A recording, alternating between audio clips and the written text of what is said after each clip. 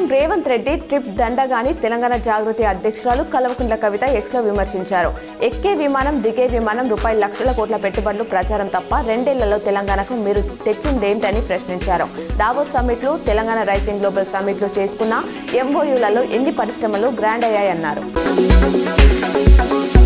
జాతీయ అంతర్జాతీయ స్థాయిలో స్విమ్మింగ్ లో ప్రతిభ చాటిన నిజామాబాద్ కు చెందిన రిత్వికను సోమవారం అర్బన్ ఎమ్మెల్యే ధన్పాల్ సూర్యనారాయణ అభినందించారు. ఆయన మాట్లాడుతూ గ్రామీణ స్థాయి నుంచి ప్రపంచ స్థాయికి ఎదగడం నిజంగా గర్వకారణమని, ఇలాంటి ప్రతిభను ప్రోత్సహించడం మన బాధ్యత అన్నారు. మహాజాతరకు మేడారం సిద్ధమవుతుంది. ఈ నెల 28 నుంచి జరిగే గిరిజన ఉత్సవాల నేపథ్యంలో ప్రభుత్వం కొత్త గద్దెలను నిర్మించింది. వాటి చుట్టూ ఏర్పాటు చేసిన కట్టడాలకు తాజాగా విద్యుత్ దీపాలను అలంకరించారు. వాటి కాంతులతో మేడారం వెలిగిపోతుంది. ఇక జాతర వేళ సుమారు 1 కోటి నుంచి 2 కోట్ల మంది భక్తులు వస్తారని అంచనా ఉంది. ప్రభుత్వ వైఫల్యాలను ఏడగడుతున్నందుకే హరీష్ రావును తప్పుడు కేసులతో ఇబ్బంది పెడుతున్నారని కేటీఆర్ ఫైర్ అయ్యారు. మాకు చట్టం, న్యాయస్థానాలపై నమ్మకం ఉంది. ఏ విచారణకైనా సిద్ధం. విచారణలు, నోటీసుల పేరుతో ప్రతిపక్షం గొంతు నొక్కాలని చూస్తే అది మీ భ్రమ మాత్రమే. తప్పుడు కేసులు పెట్టిన ప్రజల పక్షాన మిమ్మల్ని వెంటాడడం ఆపేది లేదన్నారు.